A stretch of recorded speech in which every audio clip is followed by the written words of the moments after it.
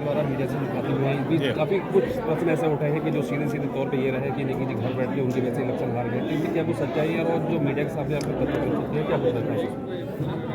देखिए, संगठन जो है किसी भी पार्टी के इलेक्शन में बहुत महत्वपूर्ण रोल रखता है। ये सवाल अगर मैं आपसे पूछूं कि कोटद्वार में जो संगठन काम कर रहा है, क्या इस लायक था कि हम किसी भी व्यक्ति को महापौर के पद पर जिता सकते थे? नंबर 1। और इसको मैंने पहले ही आगाह कर दिया था कि जब तक आप इन दोनों कार्यालयों को एक मत करिए, लेकिन कम से कम कार्यक्रमों को तो एक रूपता देते हुए एक दिखाने का प्रयास जनता में कीजिए। यहाँ पर उन बातों का तो सवाल नहीं हो रहा है कि भाई उस खेमे से कैसे मैं इस खेमे में आदमी को लाऊं, यानी 100 अगर कार्यकर्ता हमारे हैं तो उसमें से 25 को ये खींचने का काम कर रहा है, 30 को दूसरा खींचने का काम कर रहा है, कभी उनको वापस लाने का काम कर रहा है। और इस बात को लेके मैं बहुत नाराज़गी प्रकट कर चुका था शीर्ष नेतृत्व पे भी कि जब तक आप हस्तक्षेप नहीं करेंगे। हमने उनको विकल्प दिए। नंबर 1 विकल्प ये दिया कि आप दोनों कार्यालयों को यथावत रहने दो, हमें कोई दिक्कत नहीं है, लेकिन एक काम कर दीजिए कि कार्यक्रम जो भी यहाँ से जाते हैं उनको एक में कन्वर्ट करने का प्रयास कीजिए। मैंने स्वयं ये भी कहा, ये संकल्प लिया कि जब तक ये दोनों कार्यालय एक नहीं होते मैं किसी भी कार्यालय में नहीं जाऊँगा। जब कोई कार्यक्रम तीसरे स्थान पर होगा, सामूहिक रूप से होगा, तो मैं उसमें शिरकत करूँगा, वरना मैं नहीं करूँगा। और मैंने अपने नेताओं से कहा कि आपने तो मुझे कोटद्वार में जैसे हाउस अरेस्ट होता है, हाउस अरेस्ट कि घर से बाहर नहीं निकलना, जो सवाल अभी आपने किया वो कर दिया। अब मैं नहीं निकला, उसका कारण मैं अभी बता चुका हूँ। ये बात सही है कि मैं नहीं निकला हूँ और इस बात की सूचना मैंने सबसे पहले जिला कार्यकारिणी के सम्मानित अध्यक्ष जी को, आदरणीय खंतवाल जी जो उसके शीर्ष उपाध्यक्ष हैं, मिस्टर गोसाई जी, मिस्टर प्रेम पयाल जी और चौहान जी नहीं थे उसमें, हमारे एक साथी क्या कहते हैं बीरेंद्र सिंह रावत जी जो PNB से रिटायर्ड हुए तो वो थे, जिनके सामने मैंने कुछ बातें रखी थी। मैंने कहा इन तमाम बातों का हल सिर्फ और सिर्फ पार्टी कैंडिडेट के पास है या उनके पति के पास है।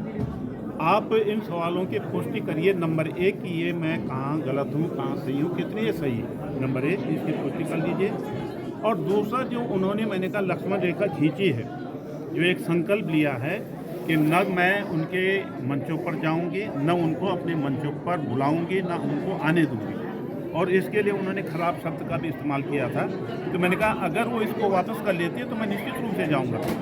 अब मैंने जो है मुझे फिर एक मौका मिला इन लोगों से मुखातिब होने का, जिस दिन RC खंतवाल जी और गोसाई जी आए और हमारे धीरेन्द्र प्रताप जी मेरे घर पर आए थे, तो इत्तेफाक से उस दिन 1-2 पत्रकार लोग पहुँच गए, तो मेरा कहना उचित नहीं था। मैं नहीं चाह रहा था कि कोई भी बात चुनाव के दौरान कुछ ऐसी निकले कि कांग्रेस प्रत्याशी के खिलाफ जाए, उसमें वोटों में कुछ अंतर ज़्यादा हो जाए। तो मैंने उस बात को अवॉइड किया, लेकिन मैंने कहा आप इन लोगों से पूछ लीजिएगा कि आखिर क्यों नहीं मैं जा रहा हूँ, तो ये शर्त थी। लेकिन आज तक आप विनोद डबराल जी से पूछिए, आप जो है अभी खंतवाल जी के सामने मैंने बात की, उन्होंने अपने मुंह मौन रखकर उसकी मौन स्वीकृति दी है। और आज तक मुझे ये नहीं बताया गया कि मुझे क्या करना चाहिए, मैं क्यों नहीं जाता। मेरा फ़ोटो वहाँ पर था, मैंने जैसे अभी आपको बताया कि मेरा फ़ोटो 2018 से लेके उनके पोस्टरों में नहीं था, उनके बैनर्स में नहीं था, 2025 तक।